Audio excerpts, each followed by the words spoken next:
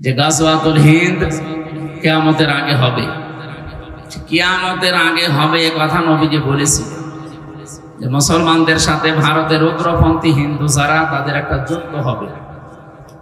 হিন্দ মানে হিন্দুস্তান, গাজওয়া মানে বলেন এই যে এই কথাটা ওরা নবীর কথা বিশ্বাস মানে নবীকে বিশ্বাস করে না, কিন্তু নবীর এই কথা বিশ্বাস করে এত ভয়ে আছে। আর পাকিস্তান এদিকে এই যে বনিয়ানুল মারসুস এইটার কারণে ওরা আরো ভীত সন্তুষ্ট হয়ে পড়েছে। শেষ পর্যন্ত আমেরিকার মাধ্যমে মধ্যস্থতা করে যুদ্ধটা থামিয়েছে। ওরা যদি যুদ্ধ না থামাতো আমার মনে হয় এই কয়েকদিনে আরো কত বিলিয়ন ডলার ওদের ক্ষতি হয়ে যেত দেশ থেকে। কারণ এক আমেরিকার সামাল দেবে কোন দিকে? ওদিকে ইউক্রেন, এদিকে ভারত, এরপরে আমাদের দেশটা নিয়ে যে সংবাদ স্বপ্ন তারা দেখছিল সবগুলো ভেস্তে যাচ্ছে। চীন, রাশিয়া, পাকিস্তান এদিকে যা আরম্ভ করেছে ওদের অবস্থাও ভালো না। এই জন্য আমাদের মনে হয় ভেতরে ভেতরে কিছু মানুষকে ওরা লাগিয়েছে। এই বাংলাদেশের সবচাইতে নিকৃষ্ট একটা দল, এটা নিষিদ্ধ হয়ে গেছে। এই দেশের জন্য এটা একটা নিয়ামত। আমার মনে হয় দেশে 18 কোটি মানুষই প্রায় খুশি, কিন্তু কয়েকটা মানুষ একটু নারাজ হয়ে গেছে। তার ভেতরে উপদেষ্টা নামে কিছু মানুষ আছে যেগুলো আসলে জাতির জন্য ক্যান্সার। এই মানুষগুলোকে উপদেষ্টা বানানো ঠিক হয়। তার মধ্যে মাহফুজ আলম একজন। এই শয়তান তার নিজের কথা ঠিক রাখতে পারে না।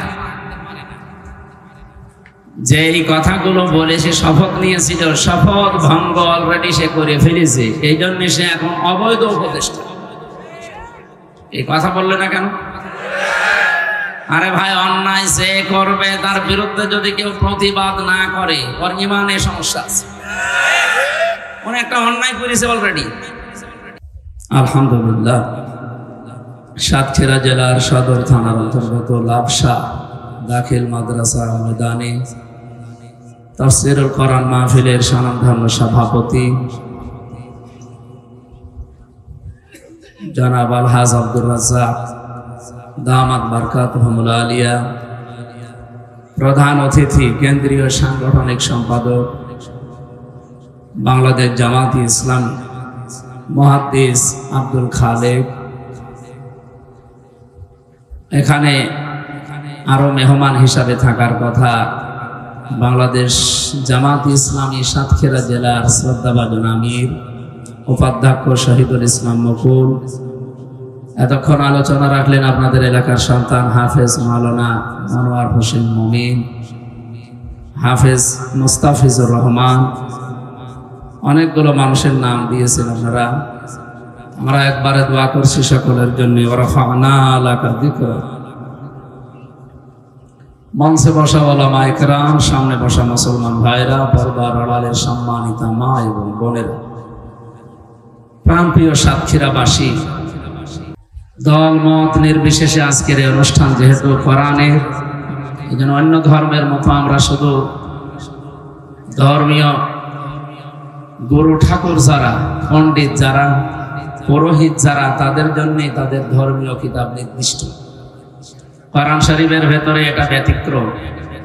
দুনিয়ায় আমরা যারা মানুষ তাদের জন্য আল্লাহ কোরআন দিয়েছেন। হাদা বায়ানুল লিন্নাস হুদাল লিন্নাস। মানুষ যারা, তাদেরকে যেহেতু আল্লাহ কোরআন দিয়েছেন, এই জন্য আমরা মানুষ হিসাবে যারা এখানে এসেছি, অন্য ধর্মের যদি কেউ থেকে থাকে সবাই মিলে বলেন আলহামদুলিল্লাহ। দরুদ আর সালাম পাঠ করছি আমাদের নবী মুহাম্মদুর রাসূলুল্লাহ সাল্লাল্লাহু আলাইহি ওয়াসাল্লামের প্রতি। আমরা আজকে আকাবা নিয়ে আলোচনা করব ইনশাআল্লাহ। আকাবা মানে গিরিপথ। নাম শুনে বোঝা যাচ্ছে যে কঠিন জিনিস এটা। এই বিষয়ের উপরে কোরআনে কারীম থেকে যে আয়াতগুলো পড়লাম সূরা বালাদ থেকে 4 নম্বর আয়াত থেকে আমরা আরম্ভ করেছিলাম। যতটুকু পড়েছি এই আয়াতের উপরে তাফসীরুল কোরআন মাহফিল আপনারা লিখেছে। আমাকে আল্লাহ যে যোগ্যতা দিয়েছে এর উপরে ভিত্তি করে কোরআনকে সামনে নিয়ে কথা বলবো ইনশাআল্লাহ। স্থান কাল পাত্র ভেদে যেহেতু কথা বলা লাগে, বাস্তবতা এখন যা চলছে, যেটা চলছে এখন বিশ্বে আপনারা দেখতে পাচ্ছেন, তাম পৃথিবীতে মুসলমান নিধনের জন্য দুনিয়ার অন্যান্য যত জাতি সব এক হয়ে গেছে। এটা কোরআনে কারিমে আল্লাহ যা যা জানিয়েছেন তাই তাই ঘটছে, আবার ঘটবে।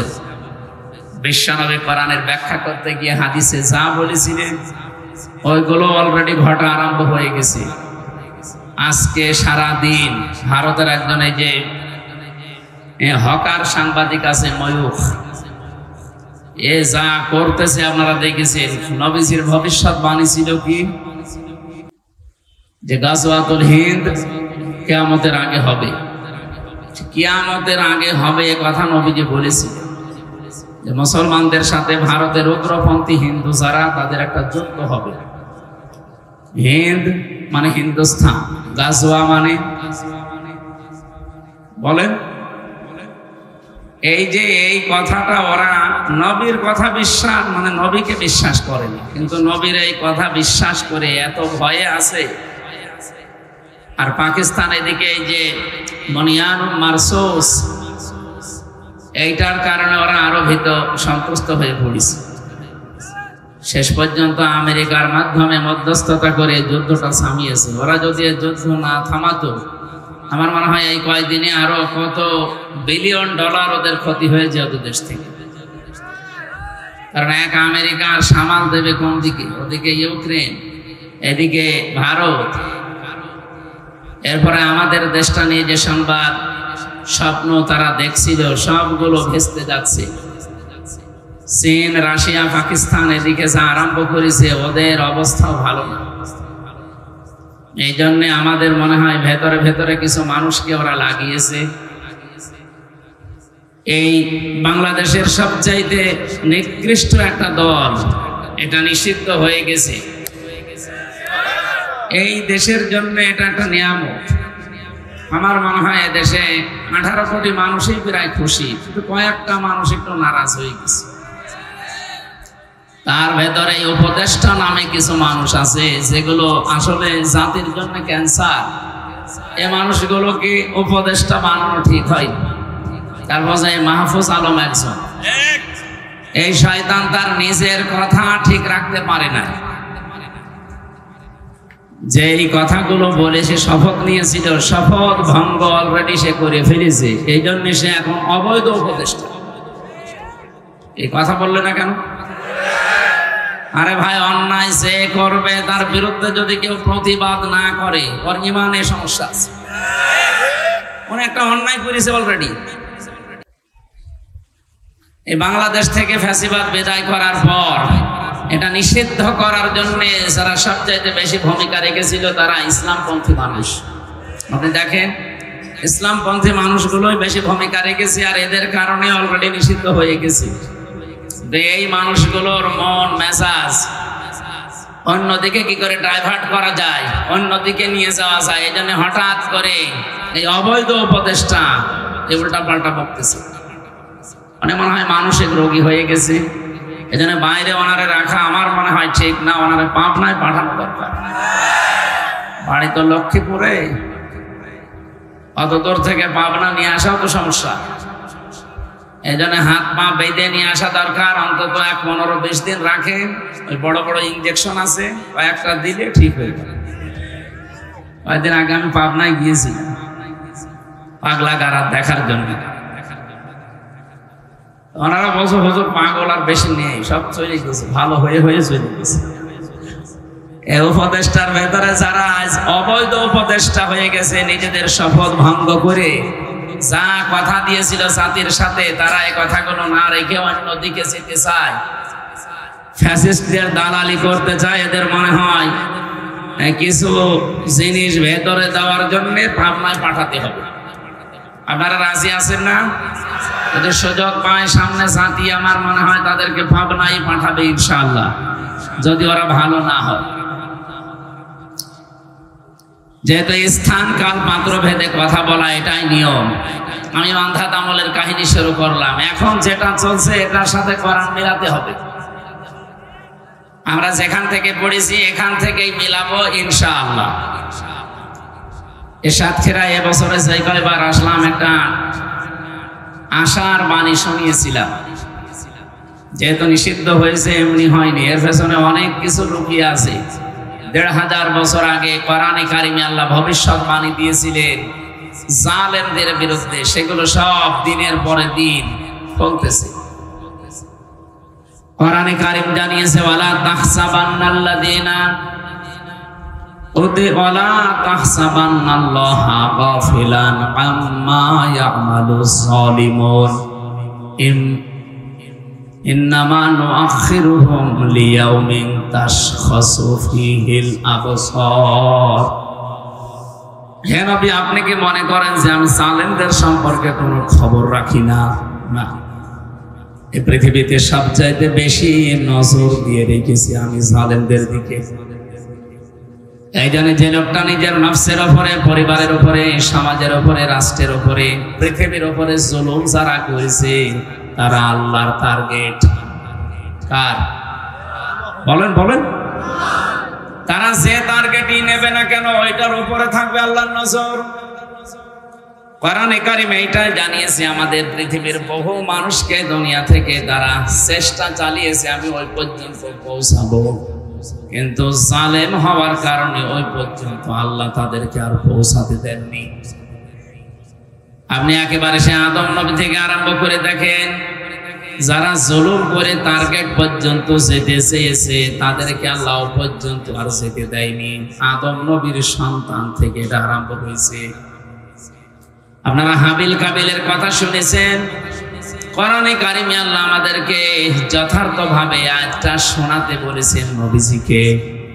অতলু আলাইহিম নাবা বানাই আদামা বিল্লাহা ইয কররবা কুরবানান ফাতুকব্বিলা মিন আহাদিহিমা ওয়া লাম ইউতাকাব্বাল মিনাল আখার ইলা আখিরি আয়াত। সূরা মায়েদার ২৭ নম্বর আয়াতে আছে। এই এদিকে তাকান, এই ছেলে, এই তোর কি? বসো বসো বসো। আর ওঠা যাবে না, ১ ঘন্টা ওইভাবে বসে থাকবো। এদিকে তাকান। কোন দিকে বসে আছেন আপনি? এদিকে তাকান। কি আশ্চর্য! আরে ভাই, এটা তো খুলনা বিভাগ নাকি রংপুর বিভাগ? রংপুরে গেলে না এরকম অফিস পাওয়া যায়। এই বিভাগে এরকম অফিস থাকলে হবে। এটা কি রংপুরের নাকি? ও, বাদাম বিক্রি করে। এটা অ্যাক্টিভ হয়ে থাকেন ঘন্টাখানি। আল্লাহ পাক বলেন, নবী আপনি তেলাওয়াত করে শোনান আপনার উম্মতদের সামনে। কি তেলাওয়াত করবেন? নাবা আবনাই আদম বিল হক। নাবা মানে সংবাদ। বলেন বলেন। এই যে সংবাদ শোনার জন্য মানুষ মুখিয়ে থাকি আমরা। সংবাদের ইংরেজি যেটা, তার নাম নিউজ। এই নিউজ লিখতে 4টা শব্দ লাগে ইংরেজিতে। আপনি দেখেন এই 4টা শব্দের ভেতরে কি সুন্দর মিল করে আমার আল্লাহ দুনিয়া বানিয়েছে না? কি এত আপনার দরকার?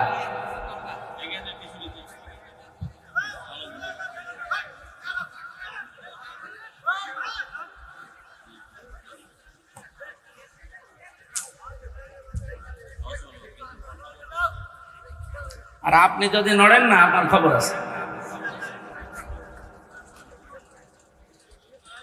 ওনার মুখ মোছার জন্য টিস্যু আর জায়গা পাচ্ছে না, এখানে এসেছে।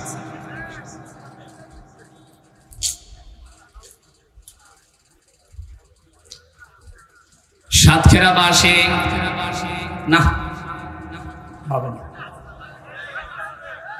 চোখের সামনে এভাবে ডিসকাস হলে আমি এইভাবে ক্লাস নিতে পারবো না। ওই যে আর একটা উঠেছে। হ্যাঁ, আমি মনোজাত করে দিলাম। আমি মাহফিল নিয়েছে কি গো? ছাতা নিয়েছে মাহফিল। কি মাহফিল হচ্ছে? একটা জিনিস বোঝাতে হলে একটা পরিবেশ লাগে না? দেন, বের করে দেন। যেগুলো আছে ভেতরে ঝামেলা করছে বের করে দেন। আর আসবে না, ঘন্টা খানেক পরে আসবে। যাও, দাও বের করে দাও, কারো ঢুকতে দিয়েন না ভিতরে।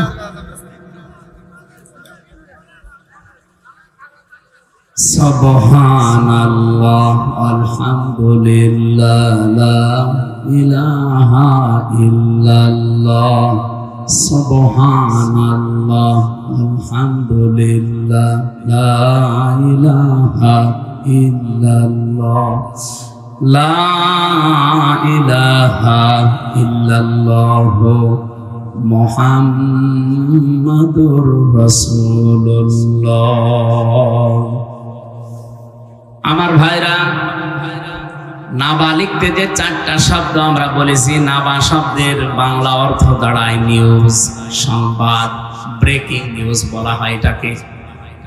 কোরআনে কারিমে নাবা নামে আল্লাহ একটা সূরাও দিয়েছেন, মহাসংবাদ নামে। এই মাত্র কোন ঘটনা ঘটে গেছে, এরকম ঘটনাকে আরবিতে নাবা বলা হয়।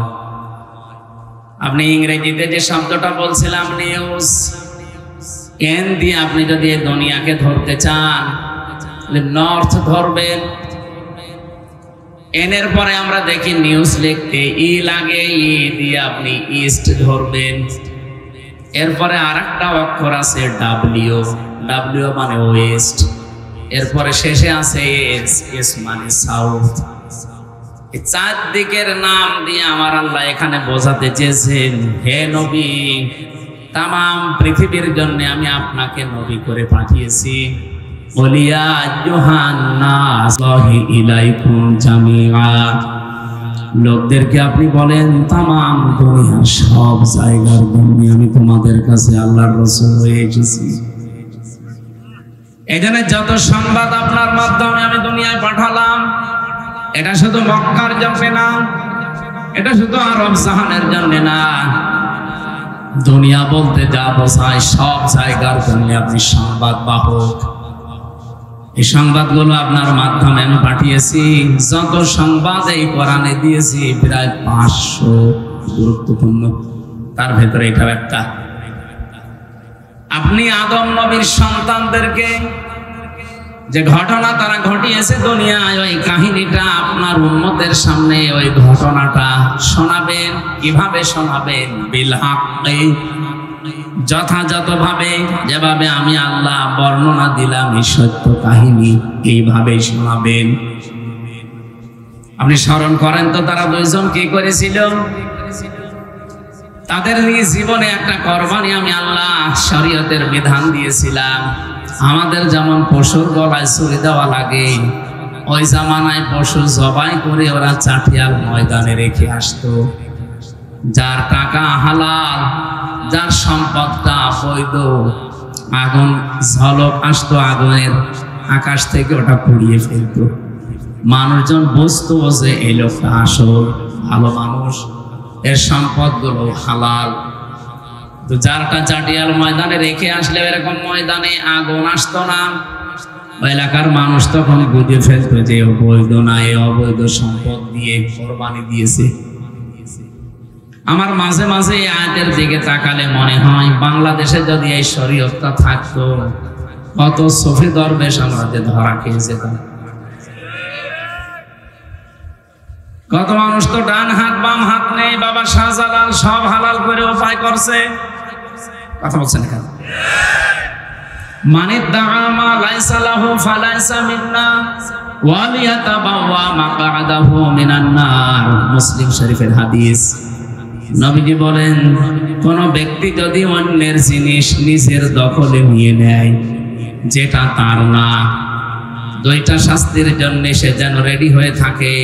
ফালাইসা মিন্না, ওই দিন থেকে সে আমি নবীর দলভুক্ত নেই, বের হয়ে গেছে। 2 নম্বরে ওয়ালিয়াতাবাওয়া মাকআদাহু মিনান নার, সে যেন জাহান্নামে টিকিট কেটে নিজের একটা স্থান বরাদ্দ করে নিল। বলেন নাউজুবিল্লাহ। সাতক্ষীরাবাসী কি বুঝলেন এই হাদিস থেকে? যেটা আপনার ছিল না ওটা যদি আপনি দখলে রাখেন, আপনি নবীর উম্মত আর নেই। আগস্টের 5 তারিখের পরে বাংলাদেশে বহু মানুষ কিন্তু এই হাদিসের ভেতরে অলরেডি পড়ে গেছে। এক কথা বলেন এখানে, যেটা যার না সে কিন্তু জোর করে জবরদস্তি করে যেভাবে হোক নিজের দখলে অলরেডি রেখেছে, এমনকি চাঁদাবাজি করে হলেও। এ জেলায় হয়তো এখনো আরম্ভ হয়নি, কুষ্টিয়াতে অলরেডি এগুলো অনেকেই করেছে।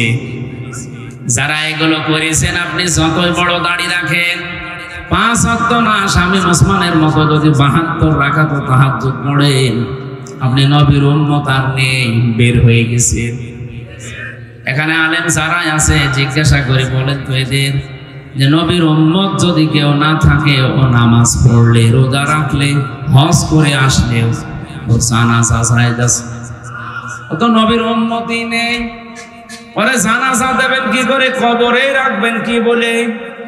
বিসমিল্লাহি ওয়া আলা মিল্লাতি রাসূলিল্লাহ বলবেন যে আল্লাহর নামে রাসূলের দলে দিয়ে গেলাম, ও তো রাসূলের দলে আর নেই। এই চরিত্র এখানে যদি কারো থাকে, আমি জানি এরকম মানুষ এখানে আসে নাই, আর ওরা এখানে আসবেও না। কিন্তু এগুলো রেকর্ড হচ্ছে, তো এই জন্য বলছি, কেউ যদি এরকম চরিত্রের থেকে থাকেন, ওই সম্পদ আগে ফেরত দেবেন। এই কথা বলেন এখানে। আর আপনি যদি জেনে শুনে এরকম কোন মানুষের জানাজায় যান, কবর দিতে যান, আপনিও গুনাহগার, কারণ আপনি মিথ্যা সাক্ষী দিচ্ছেন। কি এটা বিসমিল্লাহি ওয়া আলা মিল্লাতি রাসূলিল্লাহ এটা সাক্ষী না? কেন এই মিথ্যা কথা বলা লাগবে? 3টা বছর আমি জেলখানায় ফাঁসির ওই কন্ডেম সেলের ভেতরে মাওলানা মামুনুল হকের সাথে ছিলাম।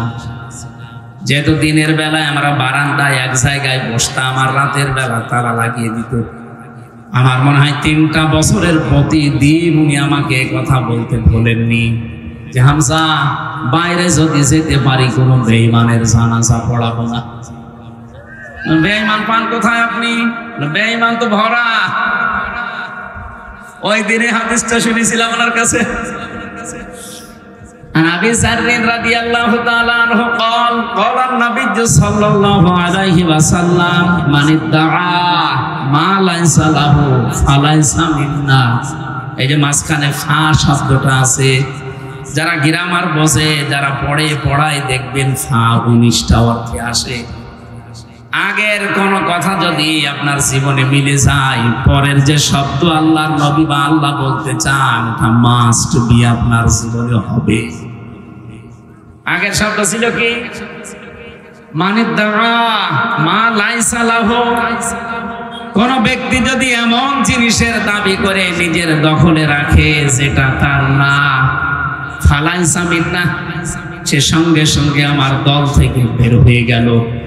বলেন তো এই দেশে আগস্টের 5 তারিখের পরে এই 9 মাসে কত মানুষ নবীর উম্মত থেকে খারিজ হয়ে গেছে?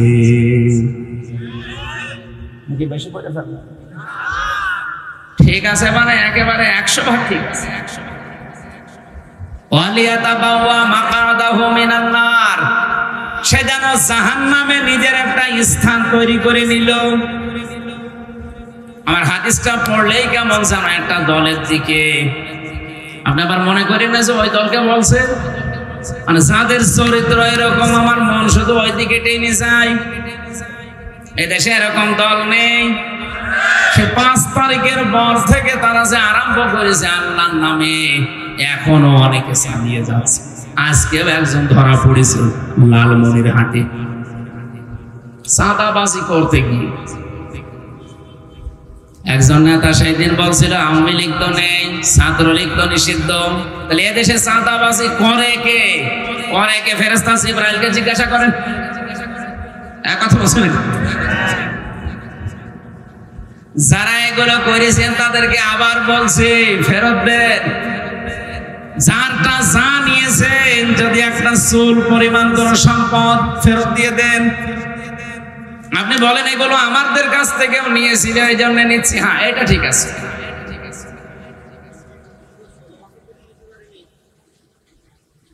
এই যে আমি পরে যে শব্দটা বললাম, এইটা ঠিক আছে।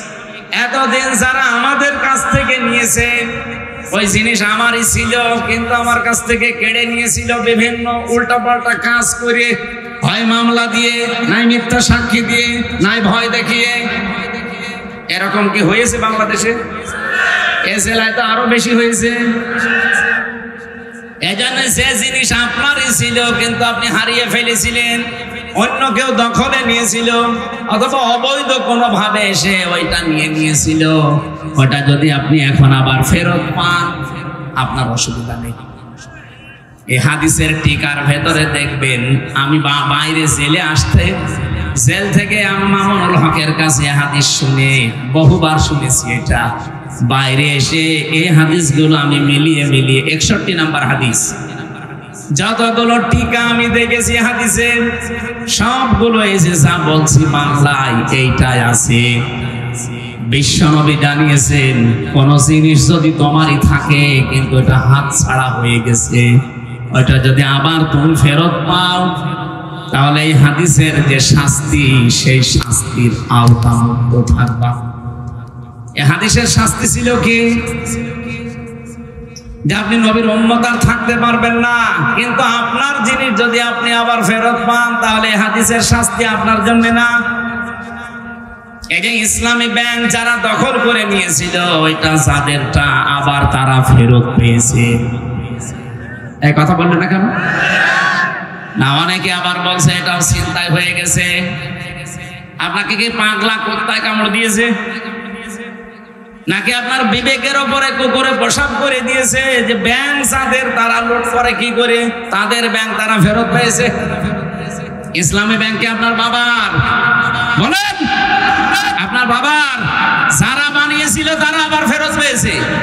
এই 15.5 বছরে যে যা হারিয়েছে, দখল হয়ে গেছে, ওটা এখন যদি ফেরত নেন কোনো গুনাহ নেই আপনার। এই সাতক্ষীরাতে যে যা উপায় করেছে অবৈধ ভাবে, ওটা আবার নিয়ে নেবেন যদি আপনার হয়ে থাকে। অন্যের কোন জিনিস চুল পরিমাণও অবৈধ ভাবে নিজের দখলে রাখা যাবে না। কথা বোঝা গেছে না?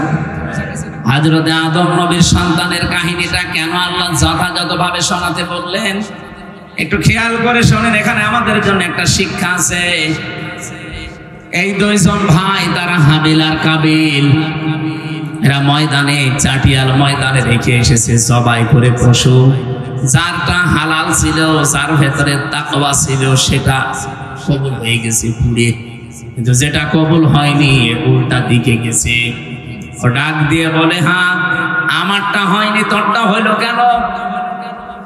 লাকাতুলান্নাকা, আমি অবশ্যই তোকে মেরে ফেলবো। ওই সময় হাবিল নামে যে সন্তানটা, সেও কিন্তু হাত প্রসারিত করতে পারত, তার গায়েও শক্তি ছিল।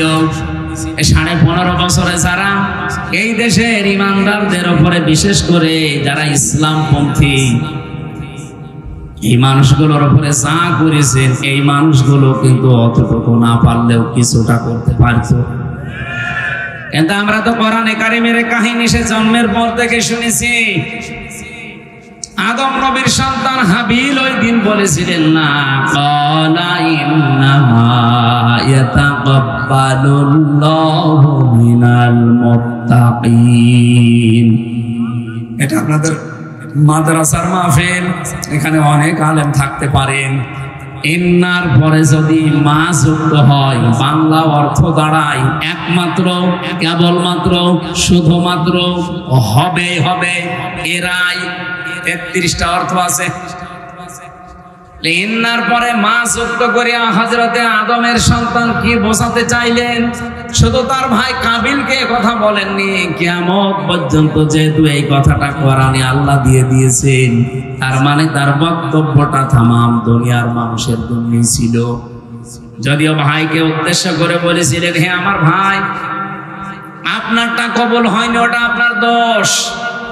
আমারটা হয়েছে, এটা আপনার, আমার নেক নিয়তের কারণে, তাকওয়ার কারণে। আপনি ভালো করে শুনে রাখেন, কেবলমাত্র, শুধুমাত্র, একমাত্র যারা মুত্তাকি, তাকওয়াবান, এই মানুষগুলোর সম্পদ, এদের ইবাদত, এদের নিয়ত আল্লাহ কবুল করে থাকেন।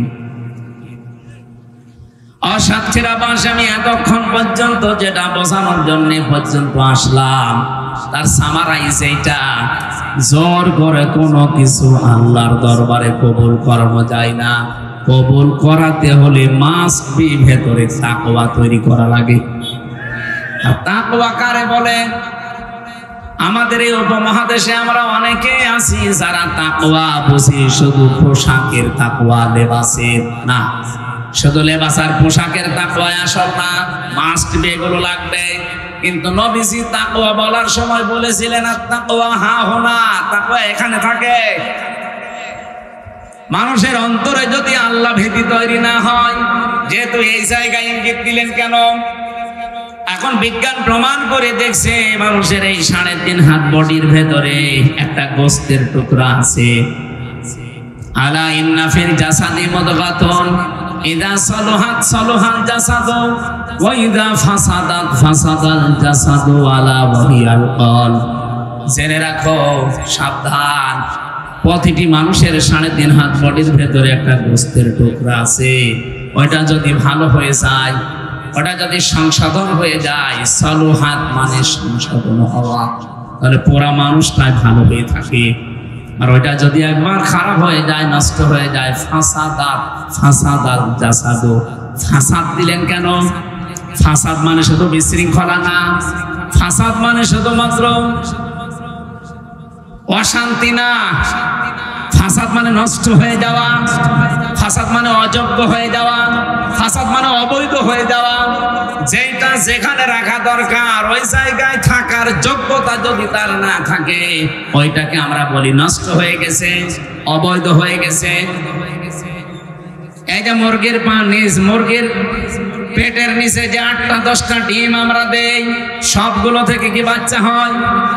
হয়তো 2-3টা নষ্ট হয়ে যায়, তখন মুরগি নিজে ওই যেগুলো নষ্ট ওগুলো, কারণ ওখানে থাকার জন্য একটা আলাদা যোগ্যতা লাগে। মুরগি যে তাপটা তার দেহ থেকে, শরীর থেকে এই ডিমগুলোর উপরে ছাড়বে, নষ্ট জিনিসের উপরে সে ছাড়তে পারে না। আপনি মুরগিকে একটু খেয়াল করে দেখেন, নষ্ট হয়ে গেলেও ঠুকিয়ে ঠুকিয়েই ফেলে দেয়। আল্লাহ তাকওয়ার ব্যাখ্যা করতে গিয়ে আধুনিক তাফসীরগুলো আপনারা যদি কেউ পড়তে পারেন, বুঝতে পারেন, যারা আলেম তো বুঝবে আমার আল্লাহ কেন তাকওয়াবানদের সম্পদ, তাদের ইবাদত, তাদের নিয়ত কবুল করে থাকেন। আর এই আয়াতের ব্যাখ্যা করতে গিয়ে কেন এই জায়গার নাম বললেন নবীজি? কারণ ফাসাদ, ওয়াইদা ফাসাদাত ফাসাদাল জাসাদু, শরীরের ভেতরে যে টুকরাটা আছে ওটা যদি ফাসাদ হয়ে যায়, নষ্ট হয়ে যায়, অবৈধ হয়ে যায়, অযোগ্য হয়ে যায়, 33টা অর্থ আছে শব্দের। যা হবে না কেন, পুরা মানুষটাই তখন খারাপ হয়ে যায়। এই জন্য প্রথমে যার নাম নিলাম, ওই লোকটার অন্তর, ওই লোকটা অযোগ্য হয়ে গেছে, অবৈধ হয়ে গেছে, চেয়ারে বসার যোগ্যতায় মাহফুজ আলমের আর নেই। কারণ সে তার শপথ অলরেডি ভঙ্গ করে অবৈধ হয়ে গেছে। এই জন্য এখন অবৈধ কথাবার্তা বের হচ্ছে তার মুখ দিয়ে। শুধু একটা লোক না, আরো কয়েকটা ক্যান্সার আছে। আমি যেহেতু রেকর্ড হচ্ছে বলে বলছি, সারা বাংলার মানুষেরা সোচ্চার হওয়া লাগবে খুব বেশি। এই ক্যান্সার গুলো যতদিন থাকবে জাতি মাথা তুলে দাঁড়াতে পারবে না। আমরা চাই ওই 14 দল বাদ দিয়ে আমরা যারা এই 15.5 বছরে জুলুম, নির্যাতন, অত্যাচারের স্টিম রোলার খেয়েছি, এই মানুষগুলো এখন আর দুনিয়ার কোন স্বার্থের কারণে বিচ্ছিন্ন হলে হবে না, সব এক হয়ে থাকা লাগবে। নয়তো আপনি আবার এরকম 15 বছর না, একবারে 30 বছর পাবেন, জীবন থেকে যাবেই না। হযরতে আদম নবীর এই সন্তানের কাহিনী আল্লাহ আমাদেরকে শোনাতে বলেছিলেন। এই জন্যে আমরা যদি আজকে নিজেদেরকে পাল্টাতে না পারি, বৈধ হতে না পারি, যোগ্য হতে না পারি, এখানে তাকওয়া শব্দের শাব্দিক অর্থ শুধু জুব্বা গায়ে দিয়ে, পাগড়ি মাথায় দিয়ে নামাজ পড়া না, জিকির করা না। তাকওয়া শব্দের শাব্দিক অর্থ যোগ্যতা। আপনি আধুনিক অভিধানগুলো দেখবেন, এখানে তাকওয়া মানে আল্লাহর ভয় শুধু লেখা নেই। কমপক্ষে 7টা অর্থ পাবেন। 1 নম্বরে তো আল্লাহর ভয়, আর একটা লেখা আছে যোগ্যতা, আর একটা লেখা আছে আল্লাহর নিষিদ্ধ কাজ ঘৃণা করে ছেড়ে দেওয়ার নাম তাকওয়া। আমি যে কথা বলতে চাই, হযরত আদম থেকে যা আরম্ভ হয়েছে, পৃথিবীর প্রত্যেকটি জাতি এখনো পর্যন্ত এটা চলছে। আমরা যেই জায়গায় পৌঁছানো দরকার ওই জায়গায় যদি আজও যেতে না পারি, আল্লাহর কসম আপনাকে আল্লাহ জায়গা মতো তুলবে না। আপনি যে টার্গেটই নেবেন না কেন ওই টার্গেট পর্যন্ত যেতে পারেন না। আমার কথা ছিল কি মনে আছে আপনাদের? আমরা কি ঘুমাচ্ছে? কি কথা তুলেছিলাম? না না, কথা তুলেছিলাম আমি এইটা যে আমরা যদি কেউ জালেম হয়ে যায়, মনে করি জালেমদের সম্পর্কে আল্লাহ কোনো খবর রাখে না, শুধু হাসিনায় জালেম না, যে যেই জায়গায় যাওয়া দরকার ওখানে যদি না যায় অযোগ্য অবস্থায় ওখানে বসে সেও একটা জালেম। বলেন, এই 15.5 বছরে অনেকে অনেক চেয়ারে বসেছে, অথচ চেয়ারের পায়া ধরার যোগ্যতা তার ছিল না। এগুলো চেয়ারের সাথে জুলুম করেছে। অনেক প্রতিষ্ঠানের দিকে তাকিয়ে দেখেন, বাংলাদেশে 1628টা চেয়ার ছিল, মেন চেয়ার। এই চেয়ারের আন্ডারে লক্ষ লক্ষ চেয়ারে মানুষ বসেছে, এর ভেতরে এরকম একজন আছে, কিন্তু এনার তো চেয়ারে বসার যোগ্যতা নেই। ওনার ওই চেয়ারে বসা ঠিকও না, কিন্তু মামা দিয়ে খালু দিয়ে টেলিফোন দিয়ে এই জায়গায় বসেছিল, এরকম চেয়ার দেশে নেই। বলেন বলেন, এখন যিনি সেনা প্রধান আছে এটাও তো এরকমই। কি সে কয় লাভ দিয়ে উঠেছে আপনি বলেন? তার নিচে এখনো 3 জন হওয়ার যোগ্য ছিল, 3 জনকে মাইনাস করে হাসিনা বসিয়েছিল, এই জন্যই তো কাজ ফেলে দিয়েছে। আমি মনে করেন যে আমি জালেম, আমার সম্পর্কে কোনো খবর আল্লাহর নেই। আপনি নফসের উপরে জুলুম করছেন। এই যে যারা ছাত্র ছাত্রী এখানে আছে, সারা দেশে যারা লেখাপড়া করছে, এই বাবাটা এনার স্ত্রী মা এই 2 জন মিলে কত কষ্ট করে মাসে মাসে 8-10 হাজার করে টাকা পাঠায় আপনাকে। আপনি হোস্টেলে থাকেন, মেসে থাকেন, আপনি বোর্ডিং এ থাকেন, এখানে লেখাপড়া করে যোগ্যতা অর্জন করবেন না। মোবাইল একটা পেয়েছেন, বান্ধবী একটা পেয়েছেন, সারা দিন ওর পেছনে সময় দেন। টাকাগুলো যে আপনি জুলুম করছেন এই বাবার উপরে আপনি টের পাচ্ছেন? আমার কথার অর্থ বোঝা যাচ্ছে? যে জুলুম করবে সে তার টার্গেটে যেতে পারবে না। একেবারে আদম নবী থেকে শুরু হয়েছিল, এই কাবিল জুলুম করেছিল, এজন্য টার্গেটে যেতে পারে নাই। ও মনে করেছিল এই আকলিমার মুসলিমা, আমি একে বিবাহ করব, যে কোনো কায়দায় দরকার ভাইকে মেরে ফেলে হলো বিবাহ করব, কিন্তু তার টার্গেটে যেতে দেয়নি একটাই কারণ, কাবিল জালেম ছিল। আর জালেম এমন পর্যায়ে পৌঁছিয়েছে নিজের ভাইকে পর্যন্ত মেরে ফেলেছে। যে পৃথিবীতে সর্বপ্রথম মানুষ হত্যা আরম্ভ হয়েছে কাবিলকে দিয়ে, কিয়ামতের দিন এই কাবিলের বিচার আল্লাহ প্রথম করবেন। যারা মানুষ হত্যার সাথে জড়িত তাদেরকে আল্লাহ ডাকবেন, যত রকমের অপরাধ আছে মানুষ হত্যার সব কাবিলের মাথায় দেওয়া হবে, আর ওদেরকে সামনাসামনি হাজির করে বলবে এটা তোদের অনুসারী। কিয়ামতের ময়দানে যারা মানুষ হত্যাকারীর তালিকায় আসবে, এই কাবিলের সামনে যারা পাশাপাশি দাঁড়াবে, আমার মনে হয় এর ভেতরে হাসিনাও থাকবে। কারণ কাবিল মানুষ মেরেছিল 1 জন, আর হাসিনা 2732 জন। এটা সরকারি জরিপ, এটা তো শুধু 24-এ। আপনি 13 সালেরটা ধরবেন না? এই কথা বলেন না কেন? এই 15.5 বছর ধরবেন না?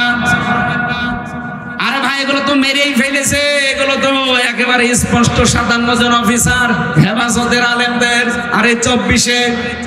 কিন্তু বাকি যেগুলো আয়না ঘরে মেরেছে, আমি নিজে রিমান্ডে দেখেছি, আমারে বলছিল মাটির নিচে নিয়ে যে এখানে যারা আমাদের কথা শোনে না তাদেরকে আমরা কারেন্টের শর্ট দিয়ে এই ড্রেন দিয়ে চালিয়ে দেয়, মাছের খাবার হয়ে যায়।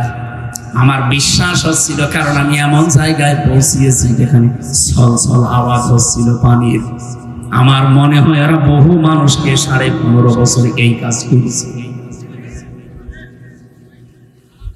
রিমান্ডের 10 দিন আমি জানতাম না যে আমি আসলে কোথায় আছি, কি করছি, এখন কয়টা বাজে, কিসের নামাজ পড়বো, কিচ্ছু জানি না। শুধু একটা আওয়াজ পেতাম, পানি পড়লে যেভাবে আওয়াজ হয় ছলছল, এই আওয়াজ হতো। আর আমার মাঝে মাঝে মনে হতো আমি এমন একটা জায়গায় আছি যার পাশ দিয়ে কোনো ড্রেন আছে। পরবর্তীতে আমাকে সিসি ক্যামেরায় দেখিয়েছে, কারণ এমন জায়গায় নিয়ে এই কানের ভেতরে হাতটা পেছনে দিয়ে পায়ের সাথে বেড়ি লাগিয়ে মাথায় কালো কাপড় দিয়ে, কাপড়টা পরবর্তীতে নিয়েছে খুলে দেয়। কিন্তু গোপন কোন অফিসার যদি আসে তখন আর খোলে না। এই 3 বছরের ভেতরে যে আয়না ঘরে ছিলাম, সে কয়েকদিন আমি দেখেছি ওই গুরুত্বপূর্ণ সময়গুলোতে ওরা গোপন অফিসারকে আমার দেখতে দেয়নি, ওরা কালো কাপড় দিয়ে চোখ বেঁধে রাখতো। কিন্তু বাকি যে সময়গুলো ছোটখাটো অফিসার আসতো, যখন চোখটা খুলে দিয়ে বলতো আপনি এখন আছেন, জীবিত আছেন এবং ডাঙ্গায় আছেন। কিন্তু ডাঙ্গায় মানে ওটা মাটির নিচে ঘর, সিঁড়ি দিয়ে মানুষ কোথায় ওঠে বলেন বলেন? আর সিঁড়ি দিয়ে যদি আপনাকে নিচে নামাই, আমার সিঁড়ি দিয়ে নিচতলা থেকে আবার নামাতো নিচে, তার মানে মাটির নিচে। আর আমার নিজেরা বলতো যা যা লিখে দিচ্ছি এগুলো যদি আদালতে না বলেন তাহলে আপনাকে এরকম শর্ট দিয়ে মানের বাটি মাটির সাথে মিশিয়ে দেব, অথবা মাছের খাবার হয়ে যাবেন। আমি এমনি ওই সময় ছোট মানুষ, কয় বছর আমার বয়স, এখনই 33, ওই সময় ছিল মনে হয় 29। এই বয়সে একা একা সব সালেমরা একেবারে ধারে ধারে বসে আছে সব, আর আমি একা। কত নিরপরাধ, কত কি অসহায়, কত অসহায় লাগে নিজেকে। একটু নিজে দাঁড় করান তো ওই জায়গায়। আপনি মনে করেন আমি ওই জায়গায় আছি, কেমন লাগে আপনার দেখেন তো।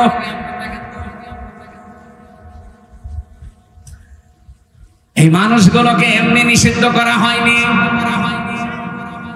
এদের পাপের বোঝা কোরআনে বলেছে ইন্নামা নুমলি লাহুম লিয়াজদাদু ইসমা, ওদের পাপের বোঝা পরিপূর্ণ হয়ে গেছে।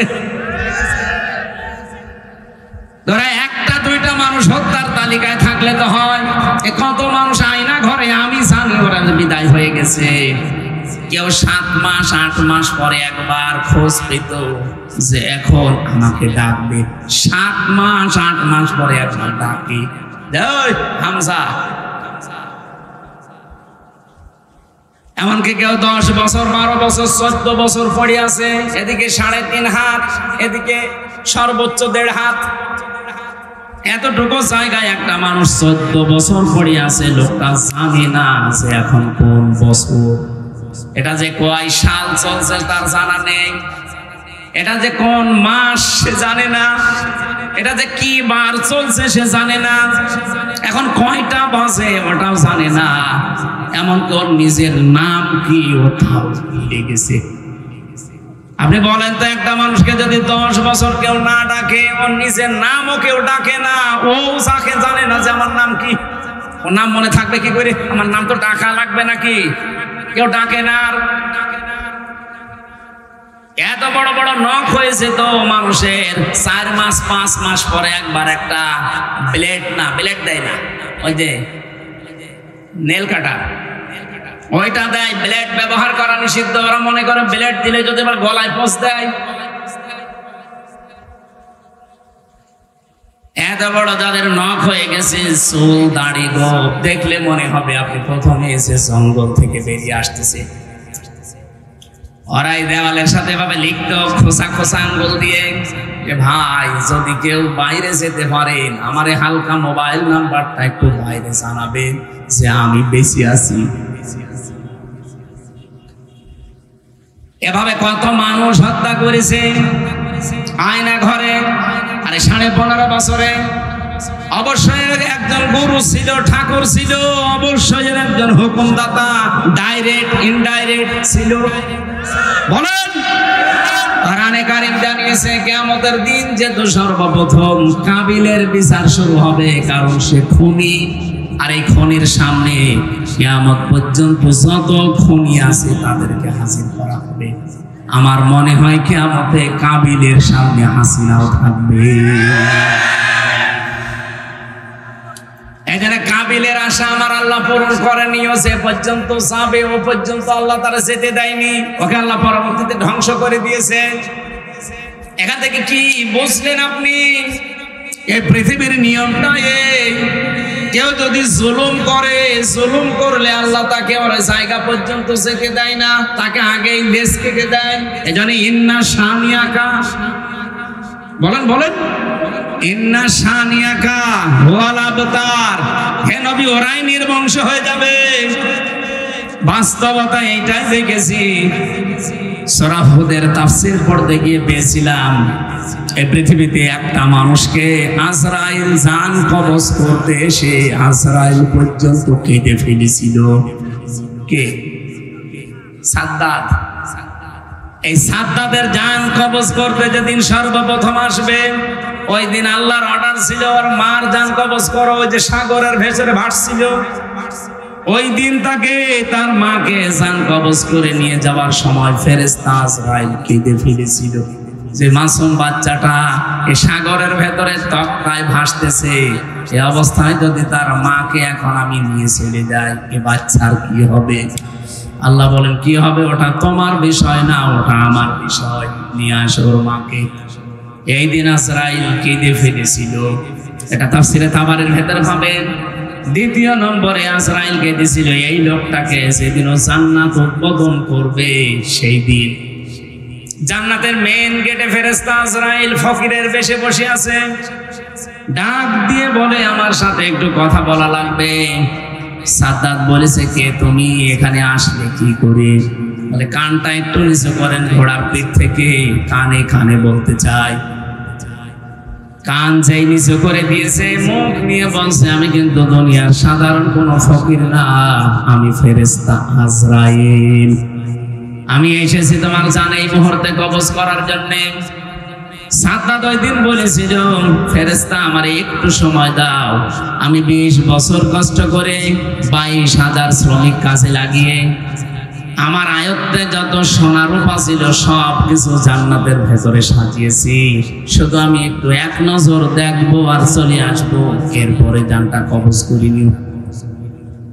ফেরেশতা আজরাইল ওই দিন এই যে এই কথাই বলেছে, এদিকে তাকান, এই কথাই ওই দিন বলেছিল ইদা জাআ আজালুহুম লা ইস্তাখিরুনা সাআতাও ওয়া লা ইস্তাকদিমুন। এই পৃথিবীতে প্রত্যেকটি মানুষের জন্য, জীবের জন্য হায়াত নির্ধারণ করা আছে। সময় যখন হয়ে যাবে ও লোকটা 1 সেকেন্ড আগেও মরবে না, 1 সেকেন্ড পরেও মরবে না। সুতরাং সময় আমার হাতে আর নেই। তুমি জান্নাত ঘুরে এসে তারপরে ধরা দেবে না, জান্নাতের মেন গেটেও ঢুকতে পারবে না। ও জান্নাতের মেন গেটের যে চৌকাঠ ছিল, ওই চৌকাঠে পা দেওয়ার আগে ঘোড়ার পিঠ থেকে পড়ে গেছে, জান শেষ। তাফসীরে মুফাসসির এখানে লিখতে চেয়েছেন, আমি বললাম তাবারিতে আছে, আপনি একটু বাড়িতে যদি পারেন দেখেন শিক্ষার জন্য। মুফাসসির বলেন তার যে এত আশা, এত আকাঙ্ক্ষা, এত কষ্ট সহ্য করে বানানো জান্নাত, সে আজকে প্রবেশ করতেও পারে না, উদ্বোধন করতেও পারলো না। কেন জানো? কারণ জান্নাত বানাতে গিয়ে যত জুলুম, অত্যাচার, নির্যাতন দেশের মানুষের উপরে করেছিল, তার ভেতরে একজন বিধবা মেয়ে লোক ছিল। একটা বিধবা মেয়ে লোকের স্বামী নেই, মা বাবা নেই, একদিকে এতিম আর একদিকে বিধবা। এই মহিলার শুধু 1 টুকরা স্বর্ণ ছিল, ওর পেয়াদারা যে বলে ওইটাও দেওয়া লাগবে, বাদশার স্বপ্ন পূরণ করা লাগবে, সে জান্নাত বানাচ্ছে। ও বলেছিল এটা নেবেন না, না ওটা লাগবেই। জোর করে যখন নিতে গেছে তখন মেয়েটা মাটিতে গড়াগড়ি দিয়েছিল। ভালো করে খেয়াল করবেন, এখানে শিক্ষা আছে। ওই দিন মেয়েটা বরদোয়া দিয়েছিল রব্বুল আলামিন, ইত্তাকি দাওয়াতাল মাজলুম ফাইন্নাহা লাইসা বাইনাহু ওয়া বাইনাল্লাহি হিজাব। নবীজি জানিয়েছেন, হে পৃথিবীর মানুষেরা, যা করো কিন্তু মাজলুমের বরদোয়া থেকে বেঁচে থাকবা, কারণ মাজলুমের বরদোয়া আর আল্লাহর ভেতরে কোনো পর্দা থাকে না।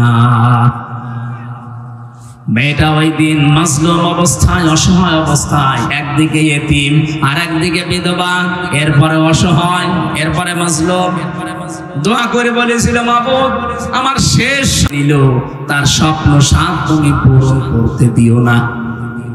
মুফাসসির লিখেছেন 7টা পয়েন্টের এটা একটা পয়েন্ট। ও যে জান্নাত উদ্বোধন করতে পারে না, চৌকাঠও স্পর্শ করতে পারে নাই, এর পেছনে ওই বিধবা এতিম মেয়ে লোকটা বরদোয়া লেগেছিল। আপনি কথা বুঝেছেন কিনা আমি জানি না, আশা করছি আপনি বুঝেছেন। এই লোকটা জালেম হওয়ার কারণে মাত্র একটা বিধবা অসহায় এতিম মাজলুম তার বরদোয়া লেগে থাকার কারণে এত বড় বিশাল বাদশা তার স্বপ্ন পূরণ করতে পারে নাই। এই 15.5 বছরে যারা দায়িত্বে ছিলেন নিজেদের গদি ঠিক রাখার জন্য ক্ষমতা চেয়ার রাখতে গিয়ে কত মানুষের চোখের পানি ঝরিয়েছেন আপনি বলেন। কথা বলেন না কেন? আপনি আমার মায়ের চোখের পানি ফেরত দিতে পারবেন? আমার ওই ছোট মেয়েটার চোখের পানি ফেরত দিতে পারবেন? একদিন 2 দিন না, তারা তো 3 বছর প্রতিদিন আশায় থাকতো আজকে হামজা আসবে। আমি এখন একটা ভিডিও দেখে নিজে কান্নাকাটি করি। আমার ওই ছোট মেয়েটা চাতক পাখির মতো প্রতিদিন চেয়ে থাকতো যে আমার বাবা মনে হয় এই চলে এসে আমারে কোলে নেবে। দেখতে দেখতে তার জীবন থেকে 3টা বছর পার হয়ে গেল। মাত্র 7 মাস রেখে এসেছিলাম, জেল থেকে বের হয়ে গিয়ে দেখি ওর বয়স প্রায় 4 বছর হয়ে গেছে। আমার চিনেও না ওই সময়, আর ভুলে গেছে। যেদিন জেল থেকে বাড়ি যেয়ে পৌঁছালাম ওই দিন আমার হাত ধরে বলছে, হুজুর আমাদের বাড়ি চলেন। আমি যে ওর বাবা, ও আমারে আর চিনি না। এখনো পর্যন্ত মেয়েটা স্বাভাবিক নয়, যে 1টা বছর হতে চলছে এখনো কাছে আসতে চাই না। ও দুঃখ পেতে পেতে ছোট মানুষটা পাথর হয়ে গেছে।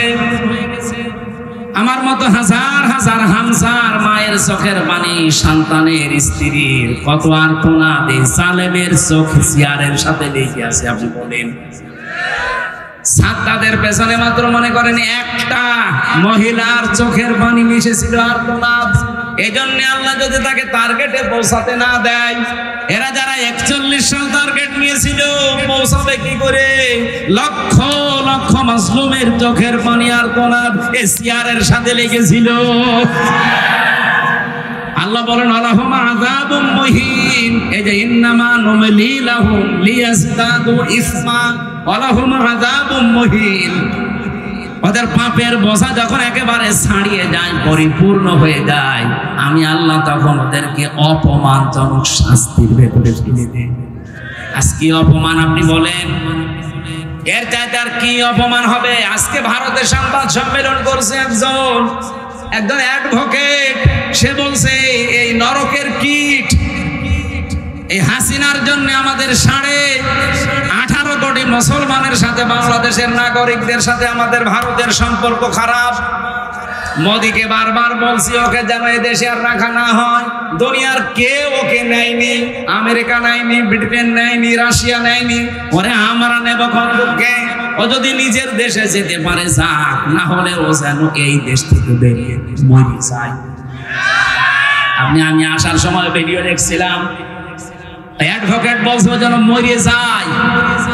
তামাম দুনিয়ার 257টা দেশ তাকে নিতে কেউ রাজি না, শুধু স্বামী বলে নিয়েছে। তাও তো বৈধ স্বামী না, অবৈধ। কারণ এই দাদার সাথে যদি এখন বিয়ে দেওয়া লাগে, দাদার আবার মুসলমানি দেওয়া লাগবে। আরে বুড়ো বয়সে মুসলমানি, আপনি হাসান পাবেন কোথায়? বুড়ো হাসান লাগবে না? এরকম যুবক মানুষ দিয়ে কাটতে দেবেন, দেখা যাচ্ছে আগা কাটতে যে গুড়া কেটে ফেলবে। বুড়ো হাসাম আপনি পাবেন কোথায় এখন? আছে? সাতক্ষীরায় থাকলে পাঠিয়ে দেন। দাদার আগে মুসলমানি দিয়ে নিক, এরপরে কবুল পরে। কেউ রাজি হচ্ছে না। এই যে আমি আলাহুম আযাবুম মুহিন সূরা আলে ইমরানে পড়েছিলাম, আল্লাহ তাকে নিকৃষ্ট শাস্তির ভেতরে ফেলবে, একেবারে খাপের খাপ আল্লাহ ফেলে দিয়েছে। এখানে কোন মানুষ যদি জুলুম করে, জালেম যারা, তাদেরকে আল্লাহ টার্গেট পর্যন্ত যেতে দেয় না, তার আগেই তার লেজ কেটে দেয়।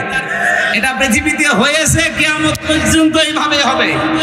এজন্য কেউ কারো উপরে জুলুম করবেন না। এখনো অনেকে জুলুম করছে। বাংলাদেশ জামাত ইসলামী এটা একটা মাজলুম দল। ওই 71-এর 47-এর এ সমস্ত ধোঁয়া তুলে যদি এদের উপরে আপনি আবার অবিচার করেন, এই 54 বছর দেখলেন না যে বাংলাদেশের চরিত্র ভালো কাদের? এই কথা বলেন না কেন? ওই 71-এর আগের কোন গান বাদ দেন। এই এই দেশে রাজাকারের তালিকা দিয়েছিল না? এক কথা বলেন না কেন? 1000 তালিকার ভেতরে আপনি দেখেন, এই যে আমার কাছে তথ্য আছে, রিপোর্ট করা একেবারে, কারা কারা কি করেছে আমি রিপোর্ট করে এনেছি, আমি নিজের বানিয়ে বলছি না। তালিকায় পেয়েছিলাম জামাতি ইসলামের মাত্র 37 জন, তার ভেতরে 13 জন মরে গেছে। বিএনপির আছে 1024 জন, আওয়ামী লীগের আছে 8060 জন, আর অন্যান্য দলে আছে জাতীয় পার্টি বা অন্যান্য দল মিলে 879 জন। 15 ডিসেম্বর 2019 তৎকালীন মুক্তিযুদ্ধ বিষয়ক মন্ত্রী অকর্মা মোজাম্মেল এই তালিকা প্রকাশ করে। স্বাধীনতার প্রায় 49 বছর পরে জানতে পারলাম যে আসল রাজাকার কারা, এবং রাজাকারের তালিকায় যে ইন্টারনেটে আছে, আপনি নামিয়ে নেন। 2 দিন আগে প্রকাশ পেয়েছে আওয়ামী লীগের তৈরি করা মন্ত্রী মুক্তিযুদ্ধ বিষয়ক, যেটাই অকর্মা মোজাম্মেল, এই শয়তানও নাকি মুক্তিযুদ্ধ ছিল না, এও নাকি ভুয়া মুক্তিযোদ্ধা। আমি যে মাহফুজ আলমের নাম নিয়ে বললাম অবৈধ উপদেষ্টা, এমনি বলি নাই। এই শয়তান কি বলেছে আপনি আজকে দেখেছেন? সেই 71, সেই 47 ওগুলো টেনে আনতেছে। আরে ভাই, ওগুলো মানুষ এখন আর খায় না। 54 বছরে দেশের মানুষ অলরেডি প্রমাণ পেয়েছে যে আসলে মন থেকে দেশের মানুষ ভালোবাসে কারা। আর ওয়াজ করা লাগবে কি দিয়ে আপনাকে বলেন? মাওলানা মতিয়ার রহমান নিজামী কালকে তাকে ফাঁসি দিয়েছে, কালকের দিনে। আল্লাহ ঠিক কালকের দিনেই তাদেরকে নিষিদ্ধ করেছে। কোরআনে পড়েছিলাম ইন্নাহুম ইয়াকিদুনা কাইদা ওয়া আকিদু কাইদা ফামাহিলিল কাফিরিনা আমহিলুহুম রুয়াইদা। হে নবী, অবশ্যই তারা ষড়যন্ত্র করে, আর আমি তাদেরকে ঢিল দেই। ওরা ষড়যন্ত্র করেছিল 2016 সালের এই মে মাসের 10 তারিখে রাত 10টা 1 মিনিটে। আল্লাহ পাক ঠিক সেই সময়টাই মনে রেখেছেন। দেখেন, ঢিল দিতে দিতে 9 বছরের মাথায় মে মাসের 10 তারিখে রাত ওরা 10টা 1 মিনিটে করেছিল ফাঁসি, এরা 11টা 5 মিনিটে নিষিদ্ধ হয়ে গেছে। অমাকারু অমাকার আল্লাহু আল্লাহু খায়রুল মাকিরিন। ওরা মকরবাজি করে, ষড়যন্ত্র করে, আর আমি আল্লাহ নিজে কৌশল করি। এ পৃথিবীতে উত্তম কৌশলীকে, এই জন্য পৃথিবীর মানুষ যে যাই পরিকল্পনা করুক না কেন, ভাবুক না কেন, আমরা একজনকে মহা পরিকল্পনাকারী মনে করি। ওনার উদ্দেশ্য আলাদা। আমাদের মন যদি সত্যি ফ্রেশ হয়, আমাদের ঈমান যদি সত্যি খাঁটি হয়, নিয়ত যদি সহি থাকে, আল্লাহর কসম এ দেশ আর কোনোদিন কোনো জালেম শাসন করতে পারবে না।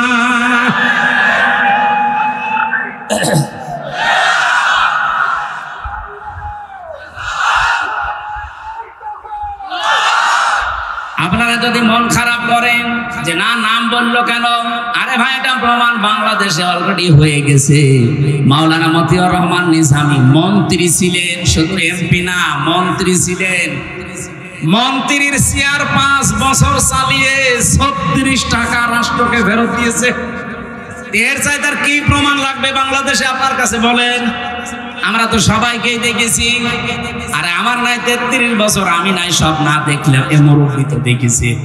জিজ্ঞাসা করে দেখেন তো, এই 54 বছরে যারাই গেল পরপর 1972 সালের 10 জানুয়ারি থেকে 74 সালের 15 আগস্ট পর্যন্ত, এই যে 2 বছরে 40,000 মামলা হয়েছিল বাংলাদেশে। কিন্তু জামাত ইসলামের একজনের বিরুদ্ধে কোনো মামলা আপনি দেখাতে পারবেন না। তখন কিছুই বললেন না কেন? কি শক্তি আপনাকে বাধা দিয়েছে আপনাকে বলা লাগবে? আমি যা তথ্য বলছি সব নিজে পড়েছি, ইতিহাস। 1972 সালের জানুয়ারির 10 তারিখের সকাল 11টা থেকে তালিকা শুরু হয়। 74 সালের 15 আগস্ট পর্যন্ত 40,000 মামলা হয়েছিল এই দেশে। স্বাধীনতার বিপক্ষে যারা যারা আছে, বিরোধিতা করেছে 40,000। একটা মামলায় কোনো জামাত নেতার নাম নেই। আপনি যদি দেখাতে পারেন বলেন, আমি ইতিহাস থেকে পড়ে বলছি। ওই তখন আজ পর্যন্ত কেউ কথা বলে নাই, হঠাৎ করে ওই পুরাতন ইস্যু সামনে নিয়ে আসতেছেন। আপনার কোনো মতলব আছে? আপনার মতলব এইটাই, এত বড় ফ্যাসিস্ট, এত একটা জানোয়ার মার্কা দল যারা নিষিদ্ধ হয়েছে, তাদের পেছনে যারা কলকাঠি নাড়িয়েছে তারা ইসলাম পন্থী আছে। আপনি দেখেন এই 3 দিনে যারা ছিল সব মুসলমানের সন্তানেরা। হঠাৎ করে আজ জাতির মন মেজাজ কথা চিন্তা অন্যদিকে ঘোরানোর জন্য এই মাহফুজ আলম নামে যে অবৈধ উপদেষ্টা একে লাগিয়েছে, অবশ্যই তো এর পিছনে আছে। আমরা চাই এরকম যারা ক্যান্সার আছে, অবৈধ উপদেষ্টা, যারা নিজেদের কমিটমেন্ট গুলো ঠিক রাখতে পারে না, যা তারা শপথ করেছিল ঠিক রাখতে পারে না, তারা এই দেশের উপদেষ্টা পরিষদে থাকার যোগ্য না।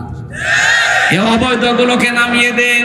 যারা দেশপ্রেমিক, দেশকে যারা সত্যি ভালোবাসবে জীবন দিয়ে, এই যে পাকিস্তানের যারা বনিয়ান মারসুসের পরে পাকিস্তান আজ দাঁড়িয়ে গেছে, বনিয়ানুম মারসুস, এটা কোরআন থেকে সূরা সফের 4 নম্বর আয়াত থেকে নেওয়া। আল্লাহ বলেন, ইন্নাল্লাহা ইউহিব্বুল্লাযীনা ইউকাতিলুনা ফি সাবিলিহি সাফফান কান্নাহুম বুনিয়ানুম মারসুস। অবশ্যই আমি আল্লাহ ভালোবাসি যারা সীসা গলা প্রাচীরের মতো আমি আল্লাহর জন্য জিহাদের ময়দানে সশস্ত্র দাঁড়িয়ে যায়। এখানে শুধু দাঁড়িয়ে যাওয়া না, সশস্ত্র দাঁড়ানোর কথা আছে। কান্নাহুম বুনিয়ানুম মারসুস, যারা সশস্ত্র একেবারে সীসা গলা প্রাচীরের মতো দাঁড়িয়ে যায়। পাকিস্তান 3 দিনে এত বড় জায়গায় এমনি পৌঁছায়নি। আপনি ইতিহাসগুলো 3 দিনের দেখেন। 40 জন নারী পুরুষকে তারা সই নিয়েছে, আল্লাহর নামে শপথ বাক্য পাঠ করিয়ে পাঠিয়েছে। এই বনিয়ানুম মারসুসে এই অপারেশনটা করার জন্য যান। ওরা আল্লাহর নামে শপথ নিয়ে বিদায় নেওয়ার সময় প্রত্যেকটা ক্যাপ্টেনের, আর্মির মার বাবা প্রশাসনকে জানিয়েছে, আমার এই ছেলের যদি সামনে গুলি লাগে নিয়ে আসবা, পেছনে গুলি লাগে নিয়ে আসবা না, সাগরে ফেলে দিবা, বন জঙ্গলে ফেলে দিবা, ও ছেলে আমার দরকার নেই। 40 জনকে ঠিক কোরআনের এই আয়াত মেনে ওরা পাঠিয়েছে। ওরা সব ঠিক মতো আঘাত করে আবার ফিরে এসেছে। একটাও মরে না, 40 জনের সব ফেরত এসেছে। মাঝখান থেকে গরুর মুখ খাওয়া আর এই শুকর খাওয়া জাতি একটা একটা করে সব বিড়ালের মতো, কুকুরের মতো মরে পড়েছিল। এমনি নমস্কার দিয়েছে। নিয়ত যদি সত্যি আপনার ভালো থাকে, বিজয় দেওয়ার মালিক পৃথিবীর কেউ না, বিজয় দেওয়ার মালিক কে? ওয়ালা তাহিনু ওয়ালা তাহজানু ওয়া আনতুমুল আ'লাউনা ইন কুনতুম মুমিনিন। এখানে আলেম না আপনি? শব্দটা আয়াত, কোরআনের আয়াত, এটা কিন্তু আরবি গ্রামার অনুযায়ী ঠিক নেই। একে জিজ্ঞাসা করে দেখেন, ওয়ালা তাহিনু ওয়ালা তাহজানু, ভয় পেও না, চিন্তা করবা না। ওয়া আনতুম আ'লাউনা ছিল, মাঝখানে আলিফ লাম লাগিয়ে দিলেন আল্লাহ কেন? আরবি গ্রামার আমরা যারা পড়ি, পড়াই, বুঝি, বোঝাচ্ছি মানুষদেরকে, জিজ্ঞাসা করে দেখবেন গ্রামার অনুযায়ী বালাগাত মান থেকে আয়াতটা ভুল। কারণ মুবতাদা যদি সবসময় মারেফা হয়, খবর হবে বিপরীত নাকেরা। অথচ আল্লাহ আনতুম এটা মুবতাদা, এটা মারেফা, আ'লাউনা এটা খবর, অথচ আলিফ লাম দিয়ে এটাও মারেফা করে দিলেন। আরবি গ্রামারে বলা হয়, খবর যদি কোনো সময় মারেফা হয়ে যায় তাহলে ইফিদুল হাসরা, হাসরের ফায়দা দেবে, বাংলা অর্থ দাঁড়াবে হবে, শেষে হাসাই লাগাতে হবে না, তো আপনি অর্থ মেলাতে পারবেন না। আল্লাহ বলেন, কোনো চিন্তা নেই, কোনো ভয় নেই, বিজয়ী তোমরা হবে যদি মুমিন হতে পারো।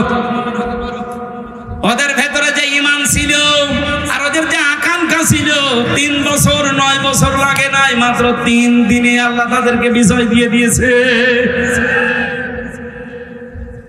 যে সৈন্যটা মরেছে পাকিস্তানের ক্যাপ্টেন, তার বাবা বলেছিল যদি সামনে গুলি লাগে নিয়ে আসবা, পেছনে লাগলে নিয়ে আসবা না। তাকে নিয়ে আসার পরে মাটি দেবে। ওর বাবা বলেছে দাঁড়ান, আমি বলেছিলাম না আমার ছেলেকে নিয়ে আসবেন না যদি পেছনে গুলি লাগে? বলে চাচা আফসোস করবেন না, আপনার ছেলের গুলি পেছনে একটাও লাগে না, সামনে গুলি দেখেছি 22টা। এরকম মন নিয়ে বাংলাদেশে এখন হাজার হাজার এরকম ক্যাপ্টেন দাঁড়িয়ে আছে। যতই মিথ্যাচার করেন, যতই উল্টা পাল্টা দোষ লাগিয়ে দেন, কিচ্ছু করতে পারবেন না। এ দেশ ইনশাআল্লাহ ইসলামের হাতে চলে আসবে। আমি আন্দাজে কিচ্ছু বলি না ভাই। আগস্টের 5 তারিখের আগের রিপোর্ট, এই দেশে মাত্র 100 জনের 15 জন বলতো আমরা এ দেশে ইসলাম চাই। এই কথা বলছেন না কেন? আপনি জরিপগুলো দেখেন, আন্তর্জাতিক যে জরিপ আছে, 100 জনের মাত্র 15 জন বলতো আমরা ইসলাম চাই। এখন 100 জনের 77 জন বলছে আমরা এদেশে রাষ্ট্রীয়ভাবে ইসলাম চাই। আওয়ামী লীগ এমনি নিষিদ্ধ হয়েছে, 100 জনের 77 জনে চলে গেছে। 66 জন ছিল 1 তারিখে, আজকে কয় তারিখ? 11 তারিখ। মাত্র এই 10 দিনের ব্যবধানে 77 জন হয়ে গেছে। আপনি আর কিছুদিন যেতে দেন, আমার তো মনে হচ্ছে বাংলাদেশের 100 জনের 100 জন মানুষ বলবে আমরা এই দেশে ইসলাম চাই। আজকের আলোচনার বিষয় যেহেতু বলেছিলাম গিরিপথ, আমি জালেমদের ওই বিষয়ে আর গেলাম না। আমি আশা করি আপনারা বুঝেছেন, কেউ যদি জুলুম করে তাকে টার্গেটে যেতে দেয় না কে? কারণ সে টার্গেট কার? আল্লাহ। এটা আছে সূরা সূরা 25 নম্বর পারা 6 নম্বর পৃষ্ঠা 13 নম্বর লাইনের 42 নম্বর আয়াতে আছে, ইন্নামাস সাবিলু আলাল্লাযিনা ইয়াজলিমুনান নাস। অবশ্যই আমি আল্লাহ মামলা দেব তাদের বিরুদ্ধে যারা মানুষ হয়ে মানুষের উপর জুলুম করে। সুতরাং আগামীতে যারা চেয়ারে বসবেন, কারা আসবেন আমরা জানি না, জুলুম করবেন না, আপনিও কিন্তু টার্গেট হয়ে যাবেন কার? আর আল্লাহর টার্গেটে পড়লে যত 41 সাল 71 সাল টার্গেট নেন, জীবনেও পর্যন্ত যেতে বলেন। সুতরাং জালেমদের সম্পর্কে আল্লাহর খবর আছে না নেই? আমরা আল্লাহর উপর ওটা ছেড়ে দিলাম। আজ বাংলাদেশে বহু মানুষ এমন এখনো পর্যন্ত মনে করে যে আমি নামাজ পড়ি, রোজা রাখি, পাগড়ি গায়ে পাগড়ি পরি, আমি তাহাজ্জুদের নামাজ পড়ি, দান সাদকা করি, এই তো হয়ে গেল। আবার দলদারি করা লাগবে, আবার ওই কঠিন পথে যাওয়া লাগবে। আল্লাহ সেইটাই জানিয়েছেন, সফল হতে চাও উলাইকা আসহাবুল মাইমানা। যদি সৌভাগ্যশালী হতে চাও, সফল হতে চাও, এই উপরে বর্ণিত কয়েকটা কাজ জীবনের সাথে মিলিয়ে নাও। আল্লাহ রাব্বুল আলামিন কয়েকটা নিয়ামতের কথা আমাদের প্রথমে স্মরণ করিয়েছেন, এরপরে দিয়েছেন ফালাকতাহামাল আকাবাতা ওয়া মা আদরাকা মাল আকাবা। আমি যাব ব্যাখ্যায়, আগে দেখি কয়েকটা নিয়ামত। আলাম নাজআল লাহু আইনাইন ওয়া লিসানান ওয়া শাফাতাইন ওয়া হাদাইনাহু নাজদাইন। রাব্বুল আলামিন বলেন, মানুষকে আমি কি 2টা চোখ দেইনি? আলাম নাজআল লাহু আইনাইন, 2টা চোখ কি আমি দেইনি? চোখ কেন দিয়েছেন আল্লাহ? শুধু দেখার জন্য? আল্লাহ রাব্বুল আলামিন চোখের জন্য যত কথা কোরআনে কারিমে দিয়েছেন, 2টা আরবি আমি চোখের ব্যাপারে পেয়েছি। চোখ দিয়ে মানুষ যেহেতু দেখে, দেখার গুরুত্বপূর্ণ আরবি হচ্ছে নাজারা আর র মানে নরমাল ভাবে কোনো কিছু দেখা, আর নাজারা মানে গবেষণা করে দেখা। আল্লাহ 2টা ব্যাখ্যা এখানে দিতে চেয়েছেন। মানুষকে একটু চিন্তা ভাবনা করে না তার চোখটা নিয়ে, যে কি দিয়ে আমি আল্লাহ চোখটা বানালাম? বিজ্ঞান এখন প্রমাণ করছে আমাদের এই চোখের ভেতরে পুরাটাই পানি। পুরাটাই কি? 5টা জিনিস আপনি এর ভেতরে এখন পাবেন। চোখ খোলেন, এর ভেতরে মনি আছে, লেস আছে, লেন্স আছে, ইকুয়াল আছে, ডিফ ইকুয়াল আছে। পৃথিবীতে আল্লাহ চোখের ভেতরে ছোট্ট একটা কালো জায়গা তৈরি করে রেখেছেন। এত বড় একটা ছোট্ট ক্যামেরা, ওই কালো জায়গাটা বিজ্ঞান এখন জানিয়েছে তাম দুনিয়া যদি আপনি চোখ দিয়ে একবারে দেখেন, এরপরও ওই কালো জায়গাতে আরো জায়গা ফাঁকা থাকবে। তাম দুনিয়াও যদি দেখেন, এরপরও জায়গা ফাঁকা থাকবে। চোখে আল্লাহ এমন লেন্স লাগিয়ে দিয়েছেন। আল্লাহ বলেন, মানুষকে একটু নজর করে না তার চোখের দিকে? কত কিছু আমি তাকে দেখার সুযোগ করে দিয়েছি। তাকাও আমার আসমানের দিকে, জমিনের দিকে। আফালা ইয়াতাদাব্বারুনাল কুরআনা আলা আফআলুহা। সর্বোপরি আমার কোরআন কি তারা একটু দেখে না, ভাবে না, চিন্তা করে না? তার মানে এটা দেখলেই তো আপনি চিন্তা করবেন, ভাববেন। এটা দেখে না, এটা চিন্তা করে না, ভাবে না, নাকি ওদের অন্তর তালাবদ্ধ হয়ে গেছে? ইন্না ফি খালকিস সামাওয়াতি ওয়াল আরদ ইখতিলাফিল লাইলি ওয়ান নাহার লা আয়াতিল লিউলিল আলবাব। আসমান জমিনের দিকে একটু তাকাতে পারো না? আমি এগুলো তো অনর্থক বানাইনি। এর ভেতরে চিন্তাশীল যারা, এদিকে তাকালে তাদের চিন্তার খোরাকি মিলবে। আমি আল্লাহ তাদেরকে সবচাইতে গুরুত্বপূর্ণ দুইটি জিনিস পুরা শরীরের ভেতরে, তার নামে চোখ। এই চোখের দিকে একটু যেন সে নজর করে। চোখে আবার নজর করে কি করে? চোখই তো মানুষকে নজর করে দেখবে, তাকাবে, যে চোখের ভেতরে আবার নজর কি? আফালা ইয়ানজুরুনা ইলাল ইবিলি কাইফা খুলিকাত।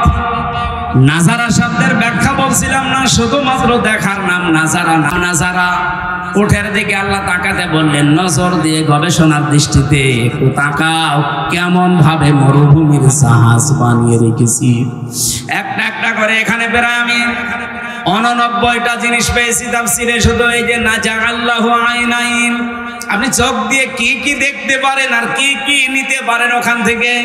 আলিসানা ওয়া শাফাতাইন, আমি কি মানুষকে একটা জিহ্বা দেইনি, ঠোঁট দেইনি, এই যেটা দিয়ে মানুষ কথা বলে?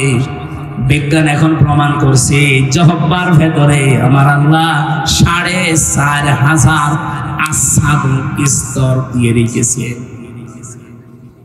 আপনি যদি 4500 খাবার একবারে জিহ্বার উপরে দিতে থাকেন, একটার পরে একটা, জিহ্বা স্বাদ নিতে নিতে বলতে পারবে এইটার এই স্বাদ, এইটার এই স্বাদ। বাস্তবে এই পৃথিবীতে আজ পর্যন্ত আমার যতটুকু দেখা চোখে, যতটুকু পড়াশোনা করে পেয়েছি, 220 প্রকারের উপরে কোনো খাবার আমি এই পৃথিবীতে পাইনি। শুধু বাংলাদেশ না, বিশ্বের বহু দেশে আল্লাহ আমাদের ছোট বয়সে ঘুরিয়েছে। ছোট মাত্র 220 প্রকার খাবার আমি আজ পর্যন্ত পেয়েছি, এর উপরে আমি আর পাইনি। সাতক্ষীরা যত নামি দামি রেস্টুরেন্ট হোক, হোটেল হোক, বলেন তো সর্বোচ্চ কত প্রকার খাবার রান্না হয়? নাই 25-30 প্রকার। আমি গাজীপুরে একটা হোটেল পেয়েছিলাম নিরিবিলি, ওখানে 180 প্রকার খাবার রান্না হয়। হোটেলের মালিক তো আমি আমার একটা মাহফিল নিয়েছিল, ওরে বললাম ভাই চা আছে সব নিয়ে আসেন। খাবার একটা একটা করে নিয়ে আসছিল। এটা কে? কাঁঠালের পাতা ভর্তা। কাঁঠালের পাতা ভর্তা করে একটা তরকারি বানিয়ে দিয়েছে। এইটা কি? বাঁশের পাতা ভর্তা। কায়দা কৌশল করে বিভিন্ন জিনিস দিয়ে ওইটা ভর্তা করে। এরকম যত রকমের মাছ আছে, যত রকমের ডিম আছে, শুধু মুরগির ডিম, হাঁসের ডিম, কোনো পাখির ডিম না, যত রকমের ডিম হতে পারে সব ডিম ওর কাছে পাবেন। যত রকমের মাছ আছে ওই হাওড় এলাকায়, কিশোরগঞ্জের, সবও নিয়ে আসে। যত রকমের গোশত পাওয়া যায়, চায়ের যেগুলো সব করে, সব মিলে আমি ওর ওই যে জায়গায় খাবার বিছিয়ে রাখে, একটা একটা করে গণনা করে দেখেছি 180 প্রকার। এর উপরে আর বলছে আমরা আর পারি না। আর পাবেন বলে? আপনি কাঁঠালের পাতা ভর্তা করে তরকারি বানিয়ে দিচ্ছেন, আপনি আর পাবেন কোথায়? অথচ আল্লাহ ঝাট্টায় কয়েক ইঞ্চি জিহ্বার ভেতরে আস্বাদন স্তর দিয়েছেন কত? আল্লাহ লিসানান এমনি দিয়েছেন, লিসানা ওয়া শাফাতাইন। আমি কি মানুষকে জিহ্বা একটা দেইনি যেটা দিয়ে সে কথা বলে? ঠোঁট দিয়েছি। শুধু জিহ্বা থাকলে কথা বলতে পারবে না, ঠোঁট থাকা লাগবে। এই জন্য ঠোঁট কাটা যাদের, ওদের কথা স্পষ্ট হয় না। এই কথা বলছেন এখানে, ঠোঁট কাটা যাদের, এমনকি জিহ্বা যদি কারো একটু ছোট হয়, কথা বেঁধে যায়, গোংড়ানো ভাব হয়। আল্লাহ বলেন তোরটা তো ভাবে ছোট করিনি, তোর ঠোঁট আমি কেটে দেইনি। ঠোঁট দিয়েছি 2টা, জিহ্বা দিয়েছি একটা, কথা বলার মতো যোগ্যতা দিয়েছি। এমনকি অনেকের ঠোঁট আছে, জিহ্বা আছে, সব পরিপূর্ণ মাপ আছে, কিন্তু কথা বলতে পারে না। বাক শক্তি আল্লাহ রুদ্ধ করে দিয়েছে। যাদের দিয়েছে আল্লাহ তাদেরকে নিয়ামতটা স্মরণ করিয়েছেন। ওয়াহাদাইনাহুন নাজদাইন, আমি তোদের জন্য দুইটা পথ বাতলিয়ে দিয়েছি, ঘোষণা দিয়েছি, একটা ভালো একটা মন্দ। এই পথগুলোর কথা বলতে বলতে আমার আল্লাহ এবার আলোচনার ধরন পাল্টিয়ে ফেলেছেন।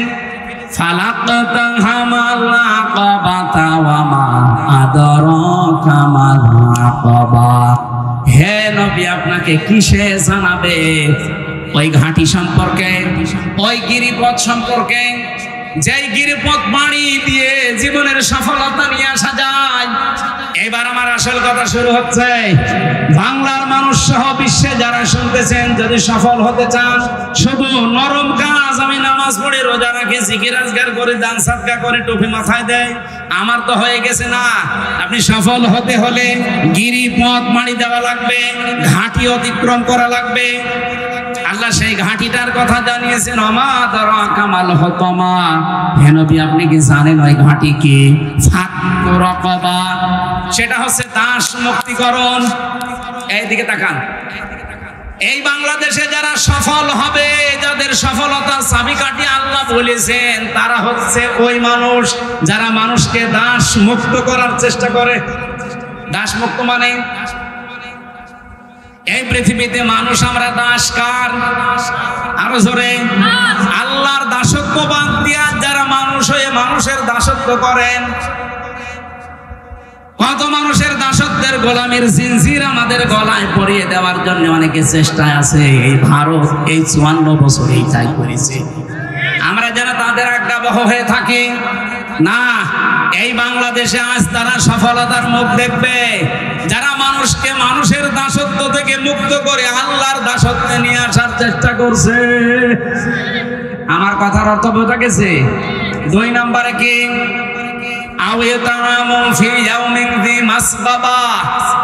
যে মানুষগুলো এই পৃথিবীর ময়দানে এতিমের মুখে খাবার তুলে দেওয়ার জন্য ব্যস্ত।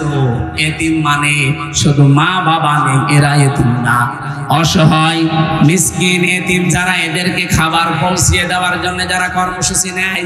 এই যে তাপদাহ চলছে আজ বাংলাদেশে, অলরেডি 45 ডিগ্রি চলছে আপনার সাতক্ষীরায়, মংলায় চলছে 49 ডিগ্রি সেলসিয়াস, কুষ্টিয়ায় চলছে 43। মানুষের না বিশ্বাস উঠে যাচ্ছে। আর সারা বাংলাদেশে প্রায় 34 জনের উপরে হিট স্ট্রোক করে হাসপাতালে অনেকে মরে গেছে। এই কঠিন অবস্থায় আজ যারা মানুষের পাশে দাঁড়িয়েছে, আপনি বলেন। কুষ্টিয়ায় দেখলাম বাংলাদেশ জামাত ইসলামের পক্ষ থেকে স্যালাইন, পানি আর শরবত নিয়ে এই পথচারী যারা আছে, যারা খেটে খায়, তাদেরকে দিয়ে আসতেছে। এরা সফল হবে না, আপনি হবেন। আপনার এরকম কোন কর্মসূচি দেশে আছে? বলেন, আপনার কি আছে এরকম কর্মসূচিতে? এতিমাংদা মাকরাবা, করিব থেকে শব্দটা এসেছে। যারা এতিম, নিকট আত্মীয় যারা, তাদের খোঁজ খবর নেয়। আজ কত মানুষ এখানে আমরা আছি, এমন ভালো মানুষ মনে হয়, নিজের বোন গরিব মানুষ, পরিচয়ও দেয় না, তার বাড়িতে যায় না। অথচ আত্মীয়, ধর্ম আত্মীয় সেই যশোর বেনাপোলে চলে যাচ্ছে প্রতি মাসে মাসে 5 দিন করে। না সাতক্ষীরা এসব নেই? ইয়াতিমানদা মাকরাবা, যারা নিকট আত্মীয়র খোঁজ খবর রাখে, কর্মসূচি যাদের আছে। আও মিসকিনানদা মাতরাবা, এই যে তুরব থেকে এসেছে এটা। যারা ধলি মলিন, যারা অসহায় দুস্থ, চেহারা দেখলেই মায়া লাগে, যারা আজ ফুটপাতে কাটায়, যারা স্টেশনে থাকে, যারা টিনের নিচেও জায়গা পায় না, খড় দিয়ে মাথা গুজে থাকে, এই মানুষগুলোর কাছে যারা পৌঁছায়, তাদের অভাব দূর করার জন্য এই 5টা কর্মসূচি যাদের জীবনে আছে, আল্লাহ পাক বলেন, সুম্মা কানা মিনাল্লাযীনা আমানু ওয়া তাওয়াসাউ বিস-সাবরি ওয়া তাওয়াসাউ বিল-মারহামা। এদের আরো কিছু কাজ আছে, তারা ঈমান আনে আর আমলে সালেহ করে, ভালো ভালো কাজ যেখানে পায় ছুটে যায়। আরে ভাই, শুধু নামাজ পড়া যদি ভালো কাজ হতো, তাহলে ইসলামী অর্থনীতি এটা আপনার কোন বাবা দেখবে? আপনি বলেন। আপনি নামাজ পড়ে আসেন 2 রাকাত, সওয়াব পেয়েছেন মনে করেন 1000, ওইদিকে আপনি সুদের টাকা ছড়িয়ে রেখেছেন। ইসলামী অর্থনীতি না থাকার কারণে আপনি কারবার করছেন সোনালী ব্যাংকে, রূপালী ব্যাংকে, অগ্রণী ব্যাংকে, চৈতালি ব্যাংকে। যত রকমের ব্যাংক এই দেশে আছে, যাকাত ভিত্তিক অর্থনীতি কায়েম হওয়ার আগ পর্যন্ত সবগুলো সুদ। কথা বলেন না কেন? একবার যদি কেউ সুদের টাকা খায়, যদি 4 আনা পরিমাণ হয়, মায়ের সাথে জেনা করার গুনাহ হয়। আপনি এদিকে নামাজ পড়ে পেলেন 1000 সওয়াব, মায়ের সাথে জেনা করার গুনাহ নিয়ে যদি সামনে আসেন, আপনার সওয়াব দেওয়া দূরের কথা, থাপ্পড় দেবে না। আমরা তো এইটাই চাচ্ছি, আমরা সফল হতে চাইলে কোরআনে বর্ণিত এই কর্মসূচি হাতে নেওয়া লাগবে। এই বাংলাদেশে প্রায় 73টা দল, যেই দল এই 5টা কর্মসূচি হাতে নিয়েছে তারা সফল হবে, এ ঘোষণা কার? আরো জোরে বলুন। তারা ধৈর্য ধারণ করবে, অথবা সাউবিস সাবরি অথবা সাউবিল মারহামা, এবং একে অন্যকে দয়ালু হওয়ার উপদেশ দেবে। এই যে এত কিছু হয়ে যাওয়ার পরে বহু মানুষ আমাদেরকে বলেছিল যা যা হয়েছে ওইটা আপনারা ওরকম কোপা শামসু হয়ে যান না। আমিরে জামাত প্রথমে ঘোষণা দিয়েছিল অথবা সাউবিল মারহামা, আমরা দয়ার্থ। অপরাধ যে করেছে সে শাস্তি পাবে। কেউ যদি ফাঁসির কাছে যাওয়ার মতো অপরাধ করে তাকে ফাঁসি দিয়ে দেবে, কিন্তু কোন অপরাধ না করে বিনা অপরাধে কেউ যেন শাস্তি না পায় আমরা মাফ করে দিলাম। সাধারণভাবে এইটা বোঝাতে চেয়েছিলেন এই মারহামার ব্যাখ্যা দিয়ে, আর উল্টা পাল্টা কথা তার নামে লাগিয়ে এই ভুয়া সাংবাদিক কিছু আছে, হলুদ সাংবাদিক যারা আছে, তারা এর কথাকে উলট পালট আগে পরে লাগিয়ে জাতির কাছে কালার করার চেষ্টা করছে। এই 5টা কর্মসূচি আপনারা আরো বিস্তারিত দেখবেন। আমি রাত 12টার পরে এমনি কথা বলি না, 11টার পরে তুলেছেনই আপনারা রাত 10:50, 11টা, এখন 12:20 বাজতেছে, আর ঠিক হবে না। আমার লিখিত কিছু বই ছিল জেলখানায় লেখা মেয়েদের ওপরে, দাম্পত্য জীবনের সমস্যা এবং তার সমাধান যদি পান এগুলো নিয়েছেন ওই গাড়ি থেকে, ওই যে ওখানে আছে মেয়েদের জন্য লেখা আছে, আদর্শ নারীও আছে, যদি পারেন নিয়েছেন। সফলতার জন্য যে কথা কোরআন থেকে বলেছে, আল্লাহ আমাদেরকে এই দলে শামিল হওয়ার তৌফিক দিন, আমিন, আল্লাহুম্মা আমিন। লা হাওলা ওয়ালা কুওয়াতা ইল্লা বিল্লাহিল আলিয়্যিল আযীম। আল্লাহুম্মা গফিরলি ওয়ারহামনি ওয়াহদিনি ওয়াফিনি ওয়ারযুকনি ইয়া রাব্বাল আলামিন।